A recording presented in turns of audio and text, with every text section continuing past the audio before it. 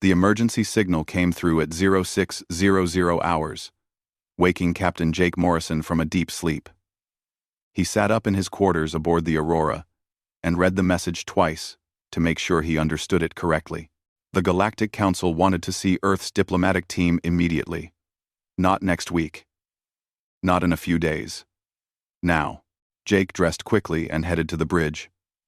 His first officer, Lieutenant Kate Sullivan, was already there, her face tight with worry. She handed him a data pad, without saying a word. The message was clear and cold.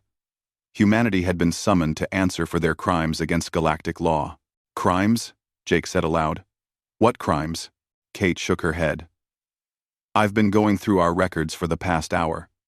We haven't broken any treaties. We followed every rule about colonization. I don't understand what this is about. The Aurora made the journey to Zenith Prime in 3 days. The station hung in neutral space. A massive structure that had witnessed 1,000 years of galactic politics. Jake had been here before, but never for something like this. Usually, human delegations came here to discuss trade agreements or cultural exchanges. This felt different. This felt dangerous. Ambassador Lisa Grant met them at the docking bay. She was a tall woman with gray hair and sharp eyes that missed nothing. She had represented Earth at the Council for 5 years and knew the political games better than anyone. But even she looked worried. They're angry, she told Jake as they walked toward the council chamber. I've never seen them like this. The Vrexians are leading the charge, and they've convinced most of the other species to support them. Support them in what? Jake asked. Lisa stopped walking and turned to face him. They want us to abandon our colonies in the Outer Rim. All 47 of them. They say we broke the law by settling there. Jake felt his stomach drop. 47 colonies. 12 million people. Families who had built homes and lives on those worlds. But those systems were empty. We checked. We followed the survey protocols. There was no one there. I know, Lisa said quietly. But apparently, the council doesn't care. The council chamber was enormous, with seats arranged in a circle around a central platform. Representatives from 12 different species sat in judgment. The Vrexians occupied the highest seats, their reptilian faces cold and unmoving. The Aquilians floated in tanks of water, their tentacles moving slowly. The Petra Collective stood like living statues, their silicon bodies catching the light. Lisa walked to the center platform. Jake and Kate stood behind her, witnesses to whatever was about to happen. The room fell silent. The Vrexian High Arbiter spoke first. His voice came through a translator, turning his hissing language into words Jake could understand. Humanity stands accused of violating the Treaty of Settled Space. You have colonized worlds that were not yours to claim. You have expanded at a rate that destabilizes galactic order. You have shown contempt for laws that have kept peace for 10,000 years. Lisa didn't flinch. With respect, High Arbiter, we followed every protocol. We surveyed each system thoroughly. We found no signs of intelligent life, no territorial claims, no markers of any kind. These were empty worlds. And according to the Colonization Charter of 2156, any species may settle empty systems. Empty. The Vrexian leaned forward. Those systems were reserved for future allocation by Council decree. They belong to the Galactic Commons, to be distributed as we see fit. That was never in the treaty we signed, Lisa said, her voice steady but firm. Earth joined the galactic community in good faith. We agreed to follow the rules as they were written. You can't change them after we've already acted. Murmurs ran through the chamber. Some species seemed to agree with Lisa. Others looked hostile. The Aquilian speaker raised a tentacle, calling for silence. The council has debated this matter for many cycles, the Aquilian said, its voice like water flowing over stones. We have reached a decision. Humanity will cease all colonization immediately. You will dismantle your existing colonies in the Outer Rim and relocate your people to your established core worlds. You have 6 months to comply. End quote. 6 months? Lisa's calm broke for just a moment. That's impossible. We have 12 million civilians living on those worlds. Children born there. Entire communities. You're asking us to uproot millions of lives because of a rule that didn't exist when we settled there? We are not asking, the Vrexian said coldly. We are ordering. If you refuse, Earth will face economic sanctions. Your trade routes will be closed. Your ships will be barred from Council space. And if you still refuse, we will enforce compliance through military action. Jake felt Kate stiffen beside him. Military action. They were threatening war over this. Lisa stood silent for a long moment. Jake could see her mind working, calculating the odds, thinking through the possibilities. Finally, she spoke. I cannot agree to this without consulting my government. Earth's president and Congress must make this decision. You have 6 months. The Vrexian repeated. Use them wisely. The Council has spoken. The journey back to Earth took a week. Lisa spent most of it in her quarters, preparing her report. Jake sat with Kate in the observation lounge, staring out at the stars. They think we'll just surrender, Kate said. They think we're weak because we're new to the galaxy. Are we? Jake asked. Kate looked at him with fierce eyes. We're human. We've never been good at surrendering. On Earth, President Daniel Hayes listened to Lisa's report in the Oval Office.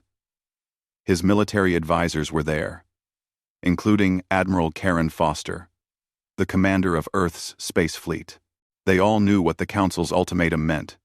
Submit or fight. The debate lasted 3 days. Some argued for compliance. The Council had thousands of ships. Earth had maybe 200, and most of those were explorers and cargo vessels, not warships.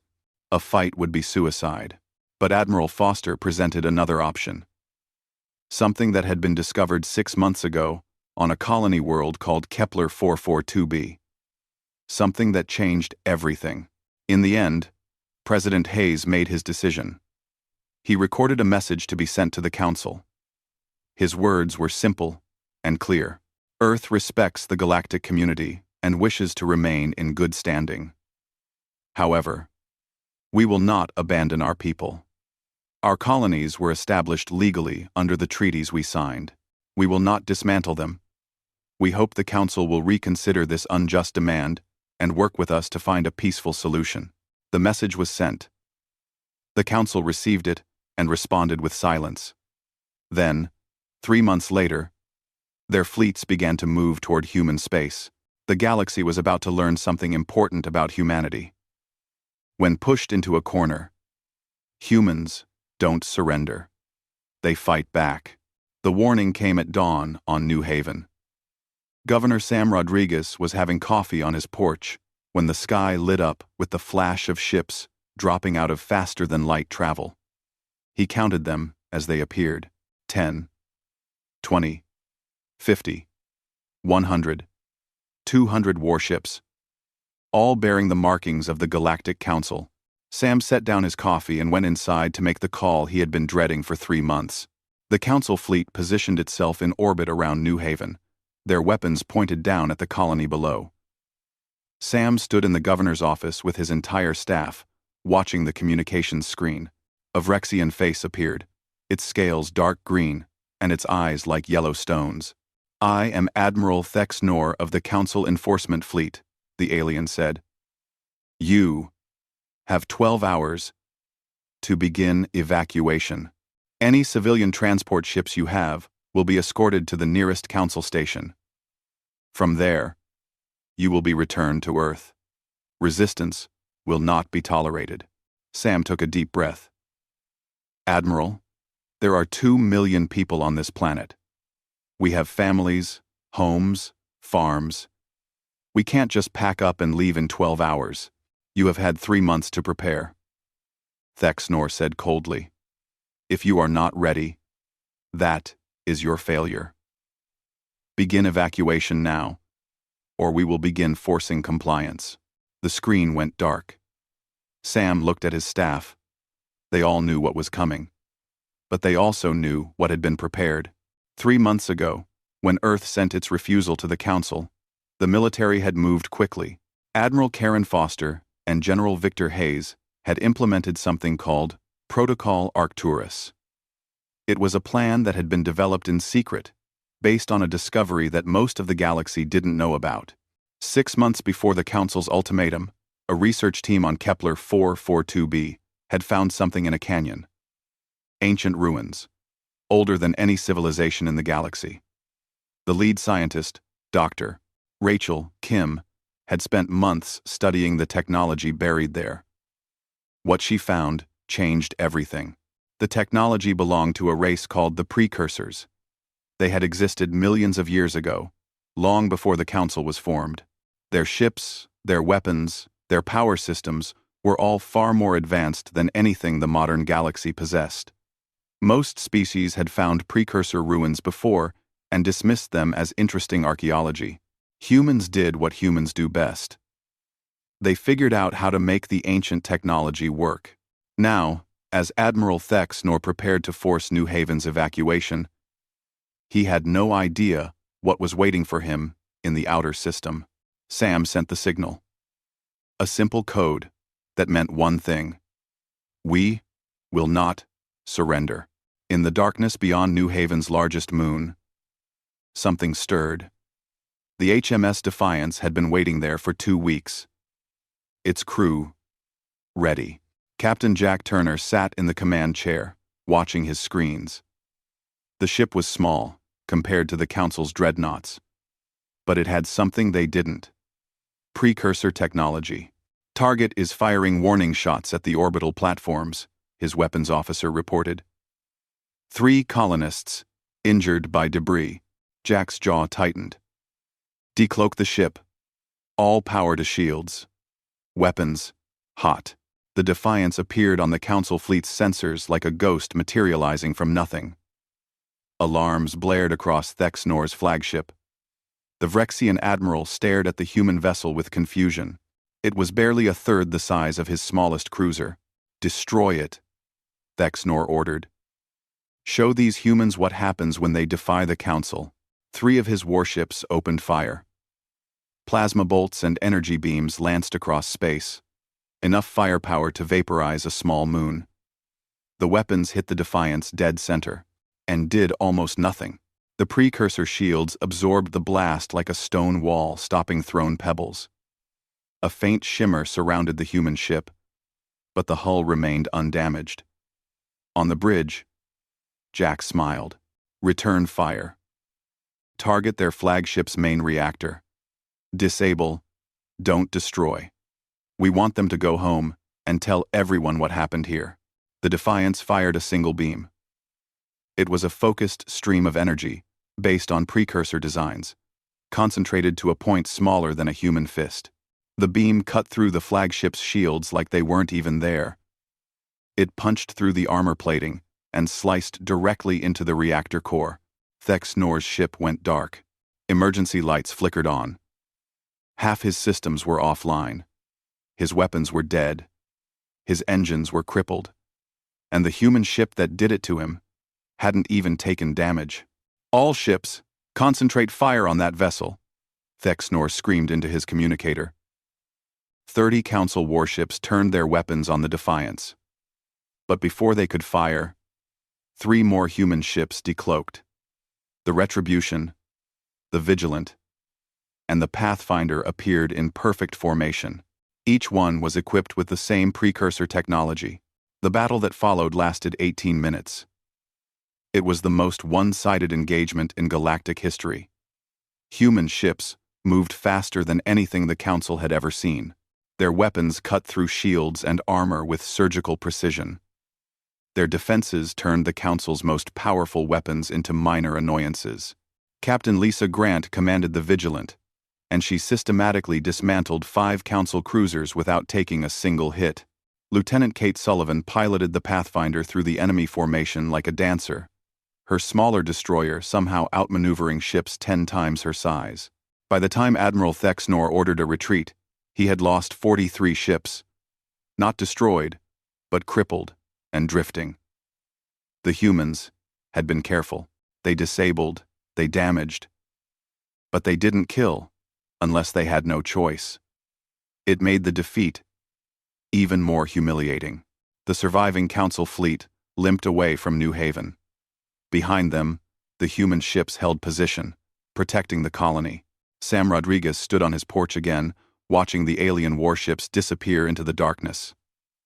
The people of New Haven were safe. News of the battle spread across the galaxy faster than light. Every species with faster-than-light communication heard the same impossible story.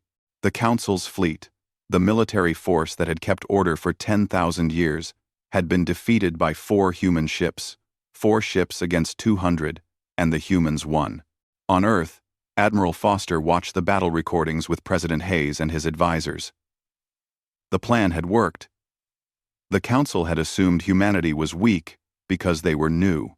They had assumed their numbers and experience would win. They had made the oldest mistake in warfare. They had underestimated their enemy. "This changes everything," President Hayes said quietly. Admiral Foster nodded. The Council's power came from the belief that they were invincible. We just shattered that belief. Every species that ever resented Council rule is watching right now. They're seeing what we saw.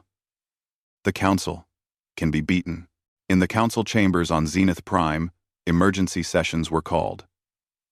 The Vrexians demanded an explanation. How did humans develop such technology? Where did it come from? The Aquilians urged caution and negotiation. The Petra Collective ran probability calculations and didn't like the results. But across the galaxy, in the frontier worlds and independent systems, different conversations were happening. Leaders of species that had chafed under Council restrictions were sending quiet messages to Earth. Messages asking about alliances. Messages asking if the age of Council dominance was finally ending. Admiral Thex Nor sat in his damaged flagship as it crawled toward the nearest repair station. His career was over. His honor was destroyed. But more than that, he had started something that couldn't be stopped. The Council had tried to punish humanity for breaking their rules. Instead, humanity had shown the galaxy that the rules could be challenged. And that changed everything. The video of the Battle of New Haven played on every screen in the galaxy. Humans had defeated the Council fleet using technology that shouldn't exist. In the trading posts and spaceports, in the diplomatic lounges and military academies, everyone was asking the same question. How? On Earth, President Daniel Hayes stood before the United Nations Assembly with 3 people beside him: Admiral Karen Foster, commander of Earth's military; Dr. Rachel Kim, the scientist who had unlocked the precursor technology; and Ambassador Lisa Grant, who had just returned from New Haven. The entire assembly was packed, and cameras broadcast the speech across human space. 3 months ago, the Galactic Council gave us an impossible choice, Hayes began. Abandon our people, or face their military might. They believed we would surrender because we are young, because we are small, because we are human. He paused. They were wrong. Dr. Kim stepped forward and explained what they had found on Kepler 442b. The ruins were millions of years old, built by a civilization that had mastered technology the modern galaxy couldn't even understand. Most species had found similar ruins and put them in museums. Humans had studied them, decoded them, and rebuilt them. We now have 37 ships equipped with precursor technology, Admiral Foster said. Each one can match a dozen Council vessels. We didn't want this conflict, but we won't back down from it either. The announcement sent shockwaves through the galaxy. The Council called emergency sessions that lasted for days. The Vrexian representatives were furious and humiliated. Admiral Thex Nor, stripped of his command, pushed for immediate retaliation, a massive attack on Earth itself, to restore Council honor. But the Aquilian Communion urged patience. Their speaker, a wise being named Current of Thought, addressed the Council with careful words. Humanity has shown us our weakness. We assumed our age gave us wisdom. We assumed our numbers gave us strength. Perhaps we should learn from this instead of seeking revenge. The Petra Collective presented their analysis. Cold mathematics showed that a war with humanity would cost thousands of ships and millions of lives. Even if the Council won, the victory would leave them weak. Other species would see that weakness and rebel. The Council was divided. Half wanted war, half wanted negotiation. And while they argued, the galaxy was changing around them. Captain Jake Morrison received his first visitor 2 weeks after the battle. His ship, the Aurora, was docked at a neutral trading station when a Tarkin delegation requested a meeting. The Tarkans were a proud species of feline-like beings who had been forced into the Council's sphere centuries ago. They resented Council rule, but had never been strong enough to break free. Jake met with their leader, a scarred warrior named Raxtor, in a private meeting room. The Tarkin got straight to the point. "We want what you have," Raxtor said. "Freedom to govern ourselves. Freedom to expand without asking permission. The Council has held us down for 300 years. Your victory at New Haven showed us something we had forgotten. They can be beaten." Jake chose his words carefully. "We're not trying to start a rebellion. We just want to protect our people." Raxtor's ears flicked in what might have been a smile. "Maybe you're not trying, but you started one anyway. There are dozens of species like mine. We've waited for someone to show us it was possible. You did that." Over the next month, more visitors came. The Helion clans sent representatives. The free miners of Asteroid, Sigma, asked for protection. Independent colonies that had been pressured by the Council requested human assistance. Jake found himself becoming a diplomat, without meaning to. Ambassador Amy Chen joined him at the station. She was young but sharp, with a talent for understanding what people needed before they said it. Together, they began building something new. Not an empire. Not a conquest. An alliance of species who wanted to govern themselves. "The Council is scared," Amy told Jake one evening. "They've ruled for so long that they forgot how fragile their power really is. It's not based on strength. It's based on everyone believing they're too strong to fight. And we broke that belief," Jake said. "We shattered it." On Zenith Prime, the Council's debates grew more heated. The Vrexians demanded action. The Aquilians urged restraint. The Petra Collective calculated probabilities. And while they argued, their economic power began to crumble. Trade routes that had flowed through Council space for centuries started shifting. Merchants found that dealing with human-protected systems was safer and more profitable. Species that had paid taxes to the Council for generations quietly stopped paying. After all, what would the Council do? Send their fleet? The fleet that had been humiliated by 4 human ships? The Council's client species began to rebel. Small acts of defiance at first. Refusing to send representatives. Ignoring regulations. Then bigger steps. Declaring neutrality. Requesting human protection. Within 3 months of the Battle of New Haven, 17 star systems had declared independence from the Council. In the Vrexian home system, things were even worse. Their client species, races that had been conquered and controlled for thousands of years, saw the defeat of Admiral Thex Nor as a sign. If humans could defeat the Vrexian fleet, maybe they could too. Riots broke out. Colonies demanded freedom. The Vrexian government, so confident just months ago, now faced rebellion from within. The Council realized too late what had happened. This wasn't about humanity anymore. It was about every species that had ever resented being told what to do. Humanity had become a symbol, a proof that the old order could be challenged. President Hayes met with his advisors in the White House Situation Room. Admiral Foster showed him the latest reports. 43 star systems had now requested alliance with Earth. The Tarkin Republic had officially broken from the Council. The Helion clans were mobilizing their fleet. "We're at a tipping point," General Victor Hayes said.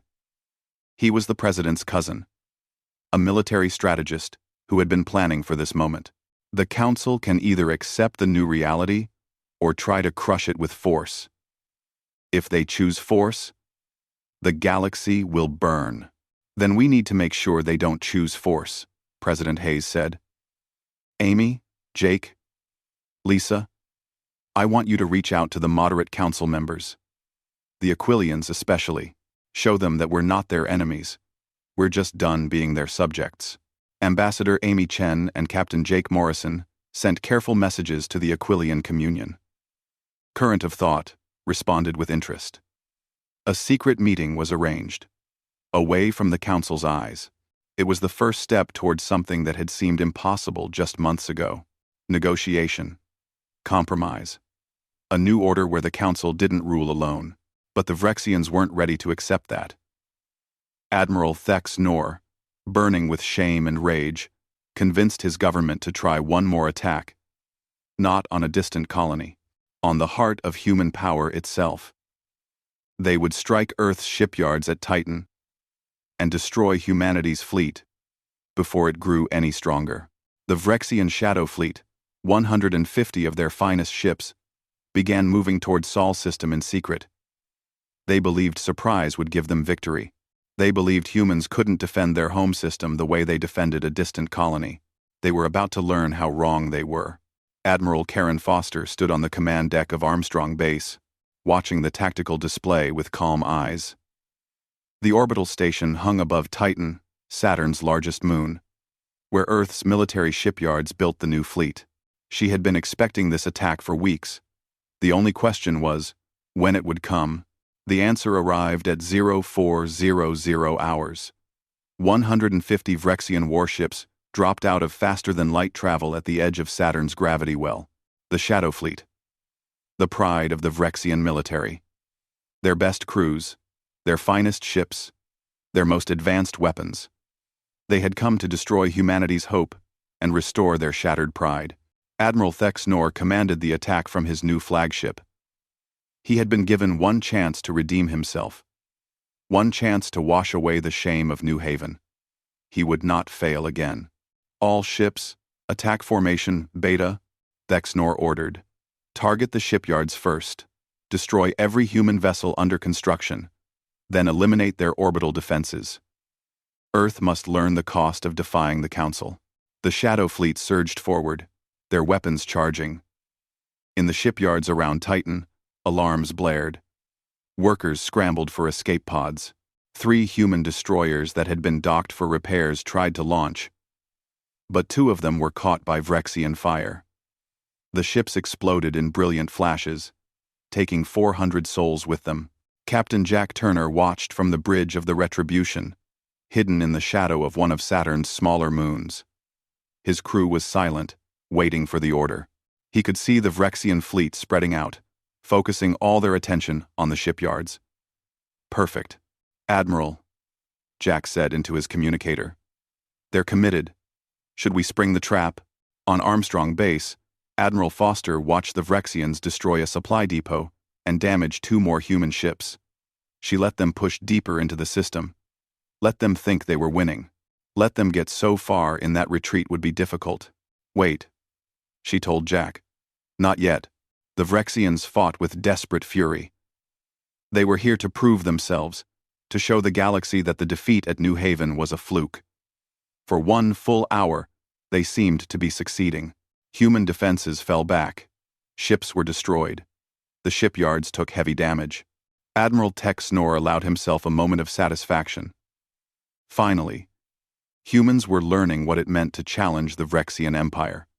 Finally, justice was being served. That's when Admiral Foster gave the order. All units, execute Operation Hammer. Show them what we've really built. 20 human warships decloaked simultaneously. They had been hiding in Saturn's massive radiation belts, their precursor shields protecting them from the deadly environment. The Retribution led them, with Captain Jack Turner at the helm. Behind him came the Vigilant, commanded by Captain Lisa Grant. The destroyer Pathfinder, now under the command of newly promoted Captain Kate Sullivan, darted between the larger vessels like a hunting bird. The Vrexians found themselves surrounded. Half their fleet was deep in the shipyards, tangled in debris and defensive structures. The other half was spread out, having pursued retreating human ships. And now, 20 human vessels, equipped with technology that could tear through their defenses, appeared in their midst. "Concentrate fire on the flagship," Thexnor screamed. "Kill their commander and they'll fall apart." 30 Vrexian ships turned their weapons on the Retribution. The amount of firepower unleashed would have vaporized a small planet. But the Retribution's precursor shields held. The ship shuddered under the impact. But Captain Turner kept her steady. "Return fire," Jack said calmly. "Disable their engines. I want them alive to see what comes next." The Retribution fired, and 3 Vrexian cruisers went dark, their engines destroyed. The Vigilant swept through the enemy formation, Captain Grant directing her weapons with surgical precision. She targeted weapon systems and power cores, crippling ships without destroying them. It was a message. Humans could kill you if they wanted, but they preferred to just stop you. Captain Kate Sullivan performed a maneuver that would be studied in military academies for decades. The Pathfinder dove into Titan's upper atmosphere, using the moon's gravity and air resistance to whip around at impossible speeds. She emerged behind 3 Vrexian destroyers and disabled all 3 before they even realized she was there. The battle turned into a rout. The Vrexians tried to regroup, but human ships were everywhere. They moved faster, hit harder, and coordinated better than anything the Vrexians had faced. The Shadow Fleet that had arrived with such confidence was being systematically taken apart. Admiral Thexnor watched his fleet die around him. His instruments showed 40 ships disabled, 50, 60. The humans weren't even trying to destroy them. They were just crippling them, leaving them drifting and helpless. It was mercy. But it felt like the cruelest humiliation possible. "All ships, retreat," Thexnor finally ordered. "Pull back to the outer system." But Admiral Foster wasn't done. She activated the second part of her trap. From hidden positions throughout the Saturn system, human missile platforms activated. Hundreds of missiles, each equipped with precursor guidance systems, streaked toward the retreating Vrexian fleet, not to kill, to herd, to force them into specific paths. The Vrexians fled in panic, their formation breaking apart. By the time they reached the edge of the system and jumped to faster-than-light travel, only 47 ships remained combat-capable. 103 vessels were left drifting in Saturn's orbit, their crews alive but their ships dead. The Battle of Titan lasted 4 hours. Human casualties were light.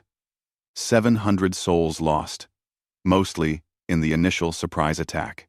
The Vrexians lost over 15,000 crew members, though most were captured alive from their disabled ships. President Daniel Hayes addressed the world that evening. He stood in the Oval Office with a somber expression. "Today, the Vrexian Empire attacked our home. They came to our doorstep with violence and hatred. We defended ourselves, as any free people would, but we did not massacre them. We did not seek to destroy them utterly. We gave them the mercy they refused to give us. But humanity didn't stop there." President Hayes, advised by Ambassador Amy Chen and General Victor Hayes, made a calculated decision. Human fleets began moving toward systems where Council client species had requested help. Not to conquer, to liberate. Captain Jake Morrison led the Aurora to the Tarkin home system, where a Vrexian garrison had kept the local population under control for centuries. The human ships arrived just as the Tarkins launched their rebellion. The Vrexian garrison, already demoralized by news from Titan, surrendered without firing a shot. Within weeks, the pattern repeated across the frontier. Human ships appeared wherever species wanted freedom from Council rule. They didn't take control. They just provided protection while these species established their own governments. Earth asked for nothing in return except friendship and fair trade. The Council watched in horror as their sphere of influence crumbled. System after system declared independence. Species that had been loyal for generations suddenly demanded the same rights as Council members. The economic networks that had enriched the Council for millennia began to collapse. In the Vrexian home system, the government faced open rebellion. Their client species, emboldened by human protection, refused to obey. The Vrexian military, broken and humiliated by 2 massive defeats, couldn't enforce control. The proud empire that had dominated council politics for centuries was falling apart. The Aquilian Communion sent a message to President Hayes. Current of Thought's words were simple. Perhaps it is time we talked, really talked, about building something new. Admiral Thex Nor sat in a prison cell on Armstrong Base, awaiting trial for war crimes. He had ordered attacks on civilian targets. He had tried to massacre workers in the shipyards. But even now, humans treated him with dignity. They gave him a clean cell, good food, and access to legal counsel. A human guard brought him news from home. The Vrexian government had fallen. His species was in chaos. Everything he had fought to preserve was gone. And it was gone because he and his people had made one critical mistake. They had thought humans would be easy to break. They had forgotten that the most dangerous opponent is the one who refuses to stay down. The one who gets back up every single time. The one who turns your own strength against you. Humanity had been pushed into a corner. And instead of surrendering, they had changed the entire galaxy. 2 years had passed since the Council first demanded that humanity abandon its colonies. The galaxy looked very different now. The Council still existed, but it no longer ruled alone. A new power had emerged, and its headquarters was a station called Sigma Prime, floating in neutral space between former Council territory and the independent worlds. The Alliance of Free Worlds held its first official summit on a cold morning in March. 43 species sent representatives. Some were old and established, like the Tarkin Republic. Others were young colonies that had just won their freedom. But they all had one thing in common. They refused to let anyone else decide their fate. President Daniel Hayes stood at the entrance of the main conference hall, greeting delegates as they arrived. Beside him was Admiral Karen Foster, now humanity's supreme military commander.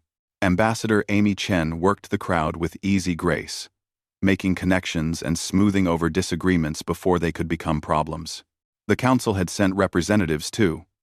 The Aquilian Communion speaker, Current of Thought, arrived with a small delegation. The Petra Collective sent 3 of their Silicon-based members. Even the Vrexians sent someone, though not a military leader this time.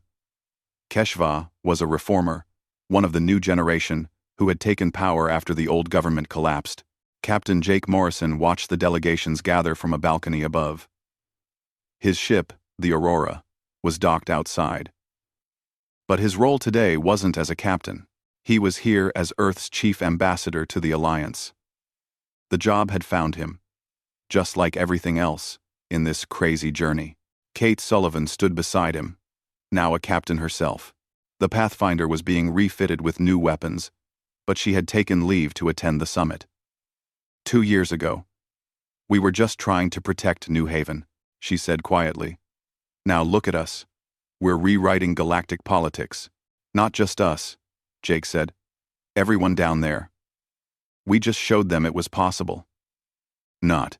The summit began with formal speeches, but the real work happened in the private meetings. President Hayes sat across from Current of Thought in a small conference room. Admiral Foster and Amy Chen were there too, along with representatives from the Tarkin Republic and several other Alliance members. The galaxy needs structure, Current of Thought said, its tentacles moving in patterns that conveyed careful thought. Without it, we risk chaos. But the old structure was built on domination, the strong telling the weak what to do. That age is over. So what do we build instead? President Hayes asked. The Tarkin delegate, Raxtor, spoke up. His people had fought for their freedom and won. We build something where everyone has a voice, where the rules apply to everyone equally, where species can grow and expand without asking permission from those who got there first. The Council agrees, Keshva said, surprising everyone. The Vrexian scales were pale gray, a sign of youth. My people made terrible mistakes. We were arrogant. We thought our age gave us the right to rule. We learned how wrong we were. The new Vrexian government wishes to make amends. The negotiations took 3 weeks. Sometimes they were heated. Species that had been enemies for centuries now had to work together. But slowly, a new treaty emerged. The Treaty of Sigma Prime would establish a new order. The Council would retain authority over neutral space and ancient heritage sites. But any species could expand freely into unclaimed territory. The Alliance of Free Worlds would have equal standing with the Council in galactic affairs. A joint defense fleet would be created to protect everyone from external threats. That last part was Dr. Rachel Kim's contribution. The scientist who had unlocked the precursor technology had made another discovery. The ancient ruins contained warnings about something that had destroyed the precursor civilization millions of years ago, something from outside the galaxy. And according to the data, it was coming back. Dr. Kim presented her findings to the full summit. The evidence was undeniable. In roughly a century, an extra-galactic threat would arrive. The precursors had fought it and lost.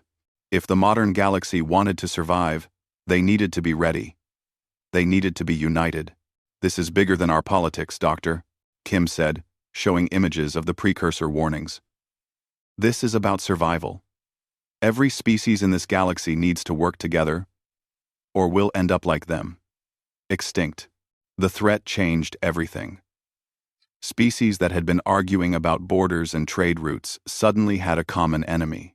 The treaty was signed that evening, with representatives from both the Council and the Alliance putting their names to the document. Admiral Karen Foster was given command of the Joint Defense Initiative. Her second in command was an Aquilian fleet master. Her tactical advisor was Tarkin. Her science team included researchers from 15 different species, with Dr. Kim at their head. Captain Jack Turner received a promotion to admiral and was given command of the new flagship Unity. It was the first ship built with technology from 6 different species, including the precursor legacy. His first officer was Tarkin. His tactical officer was Vrexian. Former enemies, now working side by side. "It's strange," Jack said to Kate Sullivan at the launch ceremony. 2 years ago, I was fighting Vrexians. Now, I'm serving with them.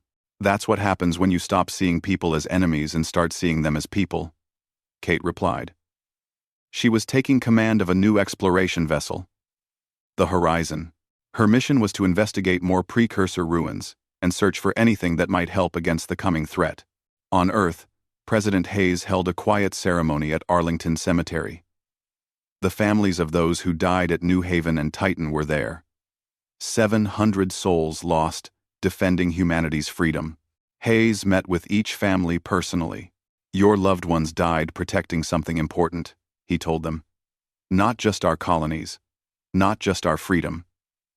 They died proving that might doesn't make right, that new voices deserve to be heard, that the future belongs to everyone, not just those who got there first." A mother whose son died on the Pathfinder asked him a question. Was it worth it? All this death and destruction? Hayes took a long moment before answering. "We didn't want war. We wanted to live in peace. But sometimes, peace requires people to stand up and fight for what's right. Your son did that. He and 699 others showed the galaxy that humanity won't be pushed around. Because of them, millions of people across dozens of worlds are free today. Yes, it was worth it." 6 months after the Treaty of Sigma Prime, the galaxy had settled into its new normal. The Council still operated, but it was no longer absolute. The Alliance had its own territories, its own trade networks, its own fleet. Species that wanted to join either side could do so freely. Many chose to remain independent, confident that both the Council and the Alliance would respect that choice. The Vrexian Empire was a shadow of its former self, but it was rebuilding. The new government apologized formally for the attacks on New Haven and Titan. They paid reparations to human families who lost loved ones. Admiral Thex Nor was tried and sentenced to prison, where he would spend the rest of his life. But other Vrexians, like Keshva, worked to build a better future. Admiral Jack Turner stood on the bridge of the Unity, looking at the mixed crew around him. A Vrexian at tactical, a Tarkin at navigation, a human at engineering, an Aquilian managing communications. They were preparing for the first joint training exercise, testing how well different species could work together when it mattered. "All stations report ready, Admiral," his Vrexian tactical officer said. Jack smiled. "Then let's show the galaxy what unity really looks like." All head full. The unity leaped forward, and with it, the hope of an entire galaxy. The Council had tried to punish humanity for breaking their rules. Instead, humanity had broken the rules themselves and built something better. An order based not on domination, but on mutual respect. Not on age, but on merit. Not on who was first, but on what was right. The precursor threat was still coming. In a century, maybe less, the galaxy would face its greatest test. But now, at least, they would face it together. The strong and the weak, the old and the new, the Council and the Alliance. And somewhere in the middle of it all, humanity had found its place. Not as rulers, not as servants, but as equals, as partners, as friends to those who chose friendship, and opponents to those who chose tyranny. The galaxy had ignored humanity's warning that they would not surrender. Now the galaxy was better for it, and that was the greatest victory of all.